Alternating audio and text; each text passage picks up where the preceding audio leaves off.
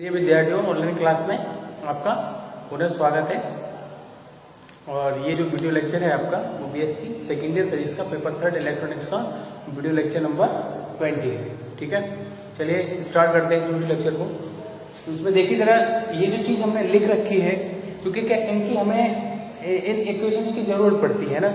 अब एक बड़ी कैलकुलेशन है, अभी को याद तो रखा नहीं जाएगा, केवल कैलकुलेशन से जो रिजल्ट मिलता है उसको हम वहाँ सॉल्व कर लेते हैं। तो थोड़ा सा जैसे स्पेस कम होने की वजह से और पिछला पार्ट होने की वजह से उसको हमने यहाँ पर क्या रीड कर लिया है, राइट कर लिया है, ठीक है ना, लिख लिया। अब हम इसको जब यूज होगा तो हम उसका यूज कर लेंगे। ये सारे हम पिछले प्रीवियस वीडियो लेक्चर में इनको हम ड्राइव कर चुके हैं। आपको पता है कि I1 का मान हमने ज्ञात किया था, I2 का मान ज्ञात किया था, I1 डैश और I2 डैश का पिछले ही वीडियो में ज्ञात किया था, इसका भी पिछले वीडियो में ही हमने मान ज्ञात किया था।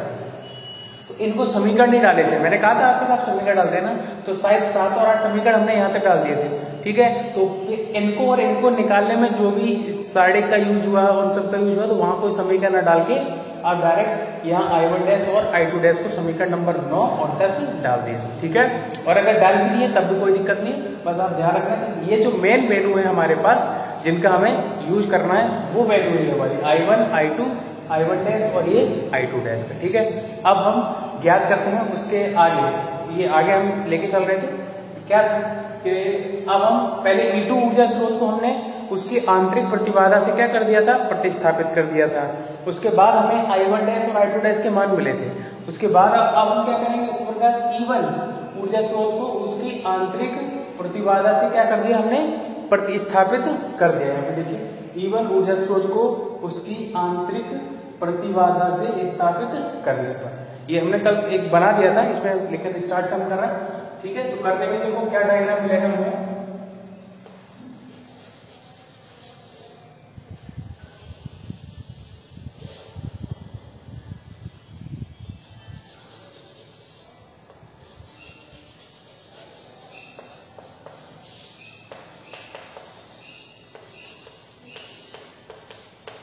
I1 double dash Z1 Z2 और ये Z3 और ये I2 डबल डैश। ठीक है, ये पहला लूप और ये दूसरा लूप। कल हमने इससे पहले वीडियो लेक्चर में हमने ये कर लिया था और एक लूप में शायद केवीएल लगा लिया था, कोई बात नहीं, दोबारा से लगा लेंगे। ठीक है, सिंपल है। तो ये हमारा E1 जब ऊर्जा स्रोत को हमने उसकी आंतरिक प्रतिबाधा से प्रतिस्थापित कर दिया, यानी कि उसको हमने लुप्त कर दिया, हटा दिया है। ठीक है, उसके बाद ये आपके पास ये डायग्राम है, इसमें देखेंगे जरा। ये चित्र आपका C, चित्र नंबर C, डायग्राम C। चित्र C में जो पहले लूप है इसमें केवीएल लगाएंगे। यहाँ दिख रहा है चित्र C के लूप 1 में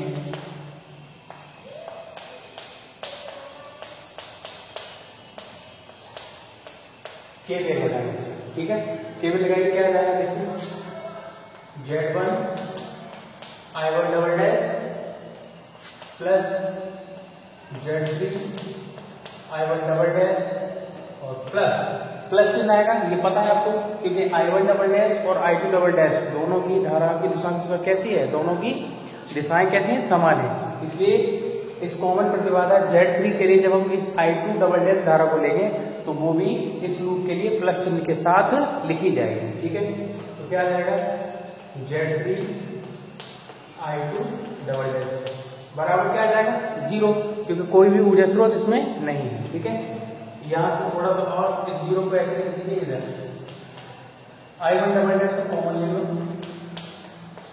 क्या बचेगा, Z1 प्लस Z3, इधर आ गया आपका Z3 आ गया। ठीक है, ये आ गया।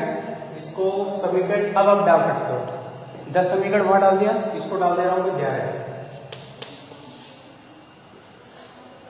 लूप 2 में केवीएल लगाने का।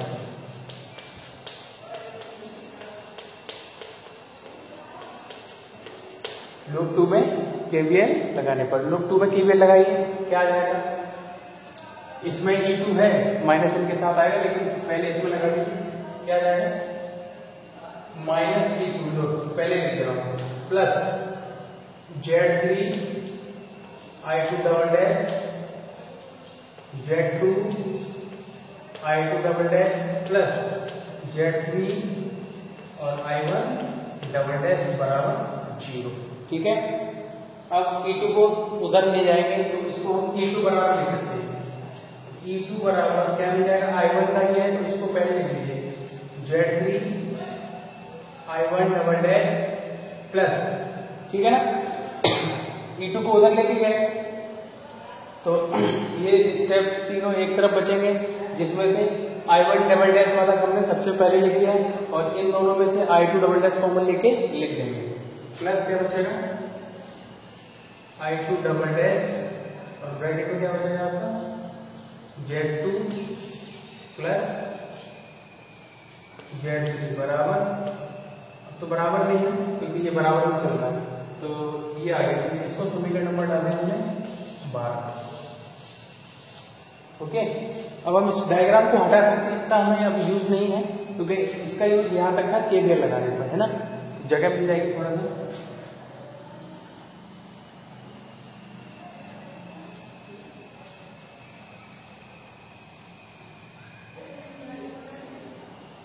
चलिए देखिए क्या किया है।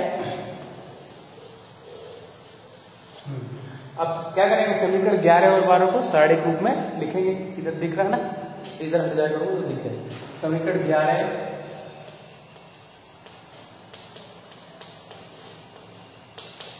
12 को, समीकरण 11 और 12 को सारे ग्रुप में लिखेंगे।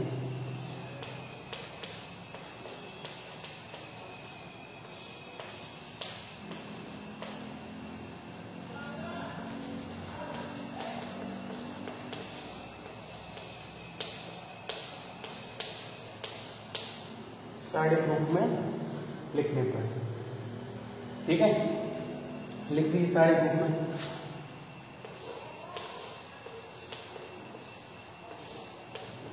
इधर क्या रहेगी 0 और E2, ठीक है, क्या जाएगा 0 आ जाएगा और E2 आ जाएगा, और इधर क्या जाएगा I1 डबल डैश का क्या है Z1 प्लस Z3।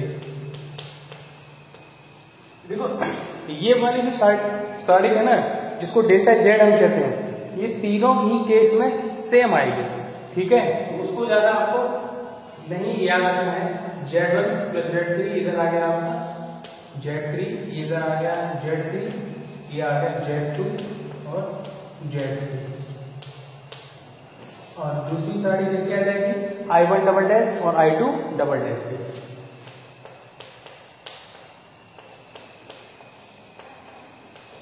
ये आ गया आपका इक्वेशन, ठीक है, इसको समीकरण नंबर क्या डाल देंगे 11 12 ये डाल दिया तो इसको डाल देंगे हम 13, ठीक है। अब हमारी ये जो समीकरण है वो मेन है, अब हम इसको इधर हटा दे रहे हैं, अब देख लो एक बार क्लियर, ठीक है, इसको नोट कर लेना है, मैं रिमूव कर दे रहा हूँ इसको।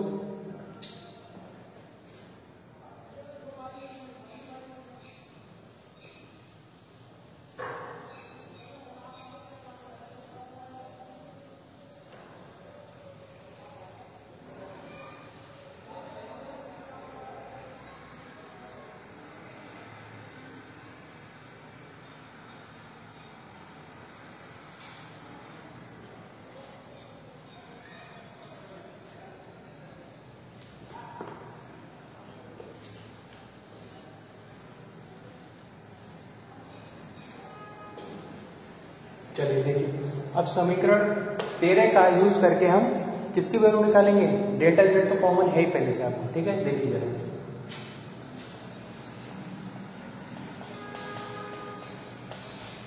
समीकरण 13 से delta Z cross multiply Z1 Z3 Z2 Z3 minus Z3 square Z1 Z2 Z1 Z3 Z2 Z3 minus plus Z3 square और प्लस माइनस Z2 स्क्वायर, क्या हो गया कैंसिल हो गया, डेल्टा Z बराबर वही इक्वेशन देख लीजिए, सबके अपन में जो हंसेगा वही है। क्या है Z1 Z2 Z1 Z3 और Z2 Z3। डेल्टा Z की वैल्यू आ गई, डेल्टा 1 देखिए, इनको समीकरण डालने की जरूरत नहीं है, ठीक है, पहले से सारी चीजें सेम है। तो डेल्टा 1 वैल्यू क्या आ जाएगी जरा, डेल्टा 1 देखो क्या आएगा 0 और इधर आएगा आपका E2 और यहाँ आ जाएगा Z3 और इधर आ जाएगा Z2 और ये Z3। सॉल्व कर लीजिए, इसको सॉल्व करने के लिए क्या हो जाएगा, मल्टीप्लाई हो जाएगा, माइनस का आ जाएगा E2 Z2, माइनस से क्या आ जाएगा E2 Z3, ठीक है। और डेल्टा 2 बराबर क्या आ जाएगा, डेल्टा 2 बराबर देखिए, इसको उठा के कहाँ रखेंगे, इस वाले कॉलम में रखेंगे। देखिए जरा क्या आएगा, Z1 Z3 इधर Z3 फिर इधर लास्ट में जो कॉलम में है ये जो है वो Z3 है, ठीक है, ये Z3 और इधर क्या बचेगा 0 और यहाँ आ जाएगा आपका E2। इसको सॉल्व करेंगे ये स्टेप आपको मिलेगा केवल, बाकी ये और ये क्या हो जाएगा 0 हो जाएगा। क्या हो जाएगा E2 Z1 plus Z3, E2 Z1 plus Z3। ये वैल्यू किसकी आ गई आपकी, डेल्टा Z की तो पहले से पता थी, डेल्टा 1 और डेल्टा 2 की वैल्यू आ गई आपकी, ठीक है। चलिए अब इसको हटा देता हूँ, या फिर इधर I1 की I1 डैश और I1 डबल डैश, अब इसको आप हटा सकते हो, ठीक है।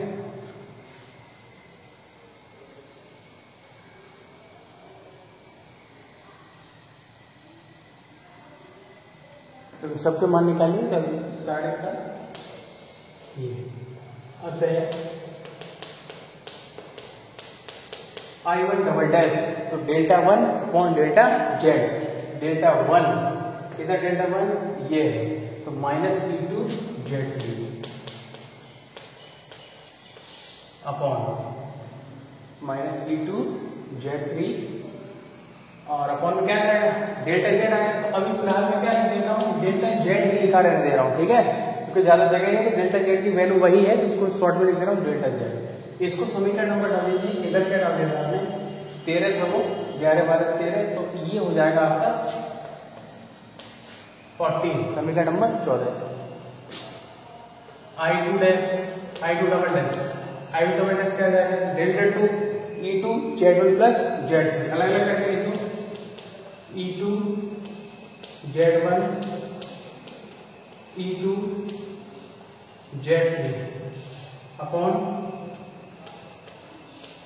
क्या जाएगा डेल्टा Z, ठीक है, हो गया।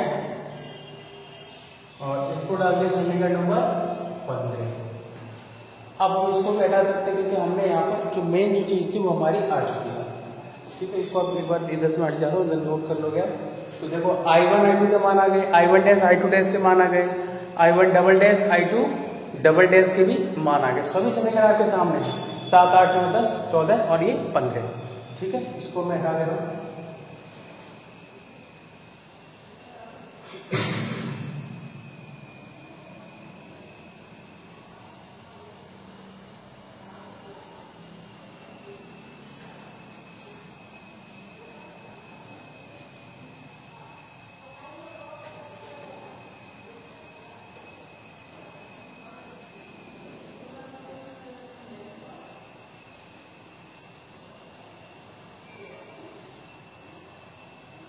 चलिए देखिए जरा, अब समीकरण 9 और समीकरण 14 को जोड़ेंगे, समीकरण 10 और समीकरण 15 को जोड़ेंगे। तो पहले समीकरण 9 और 14 को जोड़ने को,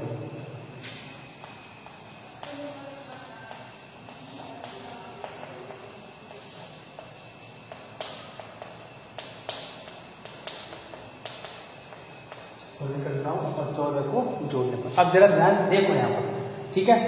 अगर समझ लोगे तो एक ही लाइन में आंसर आ जाएगा। समीकरण 9 ये है, तो देखो क्या है, E1Z2 प्लस E1Z3 अपॉन में ये डेल्टा जेड की वैल्यू है ना, ये ठीक है। ये सब अपॉन में जितनी भी वैल्यू है सब किसकी वैल्यू, डेल्टा जेड, ये भी डेल्टा जेड, ये भी डेल्टा जेड, वहां उसको खोल के लिख दिया और बाकी यहाँ पर क्या शॉर्ट में डेल्टा जेड, ठीक है। तो अब जरा समीकरण 9 14 को जोड़ोगे, अपॉन में डेल्टा जेड और यहाँ भी डेल्टा जेड है, तो अपॉन में तो सेम रहेगा। ऊपर क्या जाएगा, E1Z2 प्लस E1Z3, और इसको जोड़ोगे तो माइनस का ये भी तो आ जाएगा, माइनस E2Z3, ठीक है, ये भी उसमें आ जाएगा। अब जरा देखिए जरा क्या आ जाएगा, I1 dash I1 double dash, ये जो वैल्यू है ना समीकरण कौन से है, 14 और 9 को जोड़ने पर, तो देखो क्या आ जाएगा, E1Z2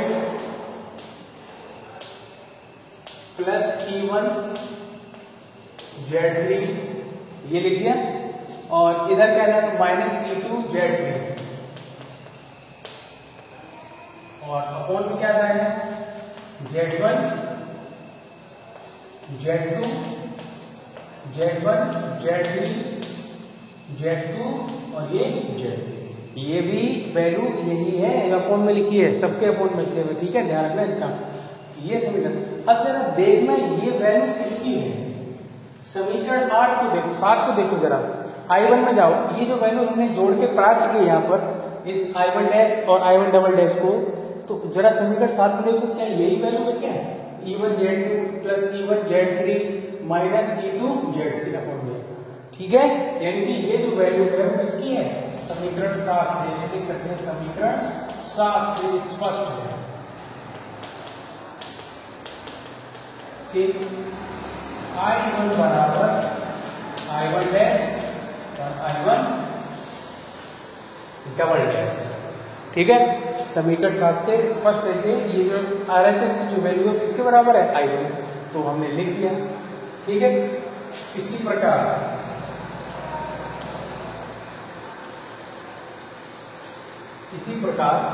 किस किस के, अब ये समीकरण हटा दे रहे हैं, इसका यूज हो गया,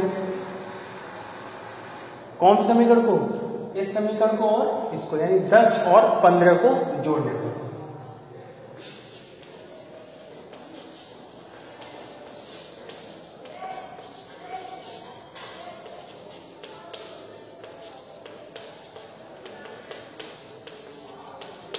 दस और 15 को जोड़ दीजिए, जब 10 और 15 को जोड़ेंगे तो क्या मिलेगा, देखो एक तो ये मिलेगा और वो है अपॉन में सेम है सभी के, तो देखो क्या आ जाएगा, I2 dash I2 double dash, ठीक है, बराबर, इनको जोड़ दीजिए, E2Z1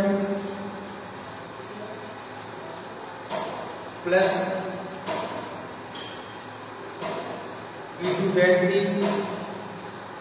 E2Z1 plus E2Z3 minus, वो भी जोड़ेगा ऊपर, तो माइनस क्या है ये वाला, तो क्या आ जाएगा माइनस E1Z3,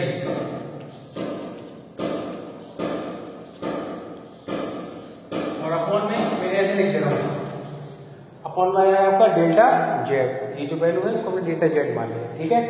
अब जरा देखिए, अब मैं इसको भी हटा दे रहा हूँ,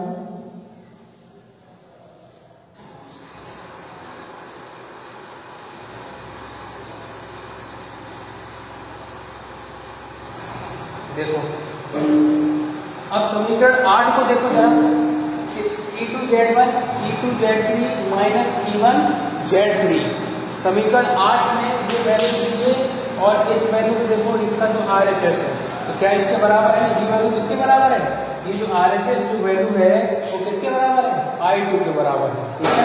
तो इसको भी आप कह सकते हो, अब है I2 बराबर I2 dash plus I2 double, यही अध्यारोपण पर में सिद्ध होती है। याद करो क्या था उसका जो कथन था कि रेखीय द्विपार्श्विक प्रतिबाधाओं तथा ऊर्जा स्रोत से मिलकर बने हुए परपथ के किसी जालक में प्रवाहित होने वाली धारा अन्य उन धाराओं के सदिश योगफल के बराबर होती है जो कि दूसरे ऊर्जा स्रोत से उस लूप में प्रवाहित होती है।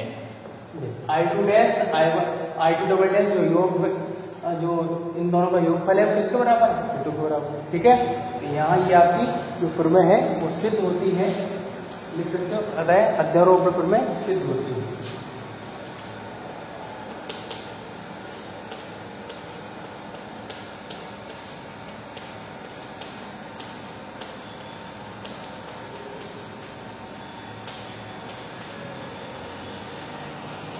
तो आप नोट कर लेंगे सारी चीजें।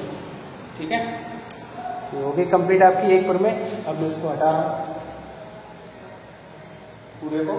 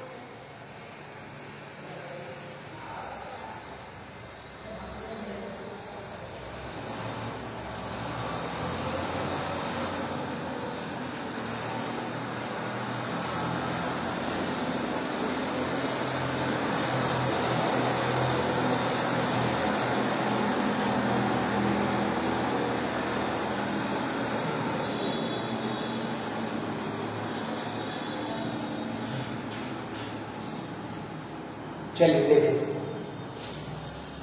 ये होगी आपकी कंप्लीट। नेक्स्ट जो थ्योरम है आपकी वो है आपकी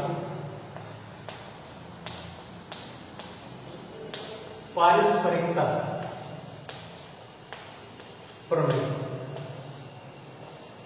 सेकेंड जो थ्योरम है कौन सी है, पारस्परिकता प्रमेय, रेसिप्रोसिटी थ्योरम इंग्लिश में बोलते हैं इसको।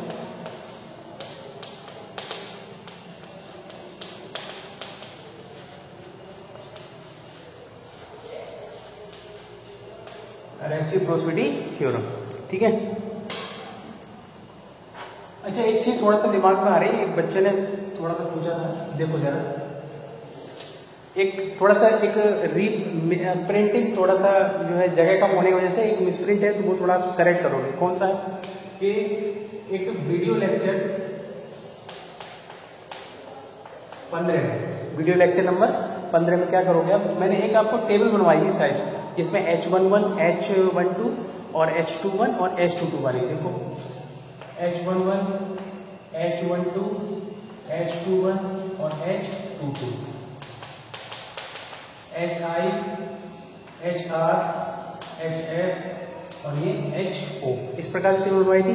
इनकी वैल्यू भी लिखी थी हमने, क्या था, निवेशी प्रतिबाधा होती है तो V1 अपॉन क्या होता है I1, और HR की वैल्यू क्या आती है V1 बटे V2, इसकी वैल्यू आती है I2 अपॉन I1।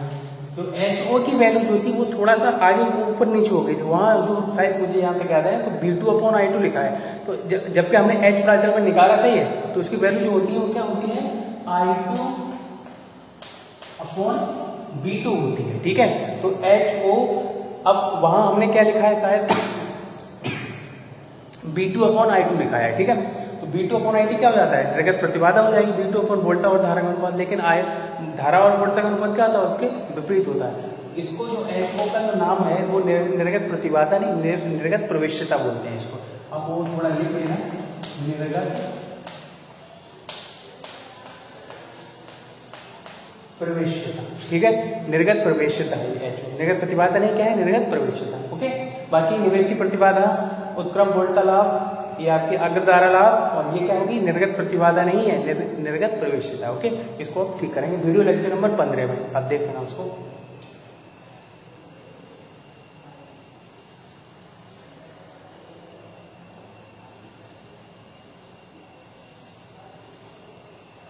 अब देखिए ऐसे एक और है वीडियो लेक्चर नंबर 7 में,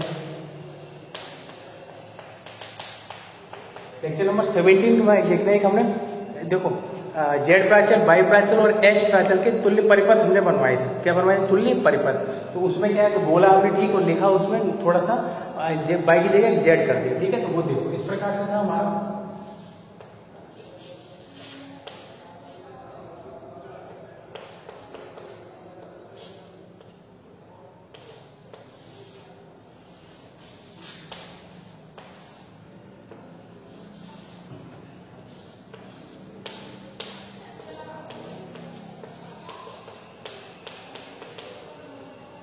यहां पर वहां ये लिख दिया है Z12 B2, जबकि यहां पर क्या होगा, ये जेड प्राचल की बात ही नहीं कर रहे हैं, किसकी बात कर रहे हैं, बाई प्राचल की, तो यह बाई होगा, ठीक है, क्या होगा Y12, ओके।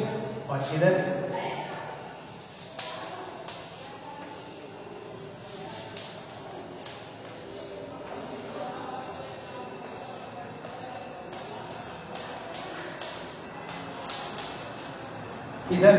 लिखा था, वहां क्या लिखा होगा, अभी आपने नोट्स अगर बनाया हो तो वहां पे ये लिख दिया होगा Z21 और B1, जबकि Z की जगह क्या होगा Y, बस, ठीक है। जहां Y जहां Z है वहां इन दोनों की जगह क्या करना है, केवल यहीं पर, ठीक है, जहां Y है वहां क्या, जहां आपको Z है आपने लिखा है उसकी जगह क्या करना है, Y करना, बस, और बाकी सेम है, कोई दिक्कत नहीं, ठीक है।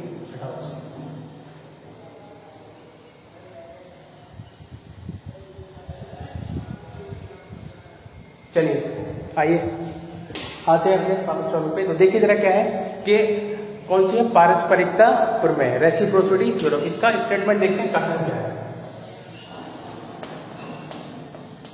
इसका कथन ये रहता है कि रेखीय एवं द्विपार्श्विक प्रतिबाधाओं तथा रेखीय या द्विपार्श्विक प्रतिबाधाओं या ऊर्जा स्रोत से मिलकर बने हुए परिपथ के किसी लूप में, किसी एक लूप में आरोपित वोल्टता या ऊर्जा स्रोत तथा उस आरोपित वोल्टता के कारण दूसरे लूप में प्रवाहित धारा का अनुपात, इस दो लूप मान लिए, तो पहले लूप में जो आरोपित वोल्टता है वो, और उस आरोपित वोल्टता के कारण दूसरे लूप में जो धारा बह रही है उनका अनुपात बराबर होता है या समान होता है। कौन से अनुपात के, जब उस ऊर्जा स्रोत को पहले लूप से उठाकर कहाँ लगाया जाए, दूसरे लूप में, और जो धारा जो दूसरे लूप की पहले नापी गई थी, पहले ऊर्जा स्रोत जो पहले लूप में लगा हुआ था, तो अब दोनों को चेंज करना है, ऊर्जा स्रोत को लगा के कहाँ करना, ऊर्जा स्रोत को कहाँ लगाना, दूसरे लूप में, और धारा कौन से लूप की नापनी है, पहले लूप की, और पहले ऊर्जा स्रोत कहाँ लगा हुआ था, पहले लूप में, और धारा कहाँ मापी थी, दूसरे वाले लूप की, तो पहले ऊर्जा लूप में लगा हुआ ऊर्जा स्रोत, वोल्टा स्रोत तथा दूसरे लूप में बहने वाली धारा का अनुपात बराबर होता है दूसरे लूप में लगा हुआ वोल्टा स्रोत तथा उस वोल्टा स्रोत के कारण पहले लूप में प्रवाहित धारा के, ठीक है। ये इसका स्टेटमेंट लिख लेंगे यहां पर, देखिए जरा, रेखीय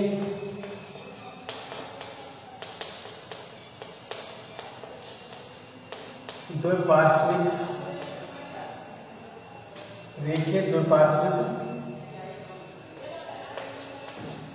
प्रतिबाधाओं तथा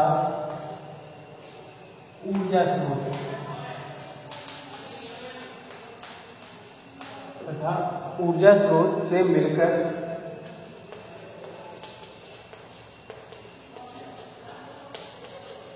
बने हुए परिपथ के किसी एक लूप में, परिपथ के किसी एक लूप में आरोपित वोल्टता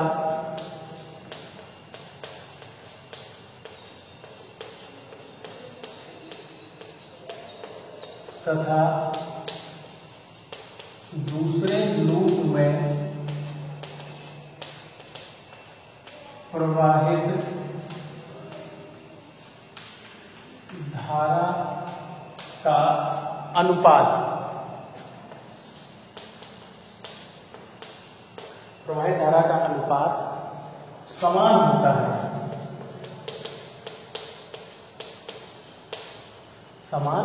है, यदि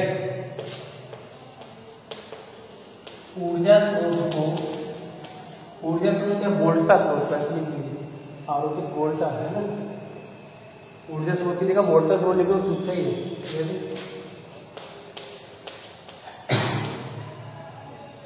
वोल्टा स्रोत को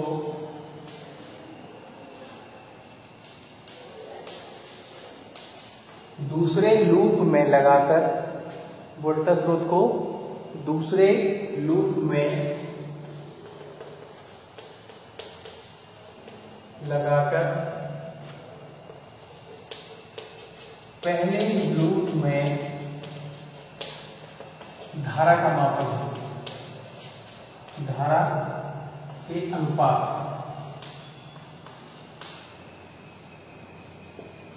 बोलता स्रोत को कहाँ लगाया, दूसरे लूप में लगाकर पहले लूप में धारा का मापन, ऐसे अनुपात को हटाया। अभी जब स्टेटमेंट लिखेंगे चित्र के बाद और अच्छे से क्लियर हो जाएगा, है ना। धारा का मापन हो, अर्थात वोल्ट का स्रोत तथा अमीटर को परस्पर परिवर्तित कर दिया जाए, अर्थात वोल्ट का स्रोत तथा अमीटर को परस्पर स्थानांतरित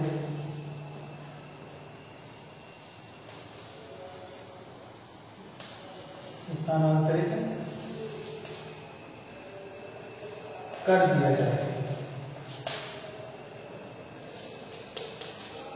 ठीक है, ये इसका स्टेटमेंट है आपका, इसको आपको नोट करना है।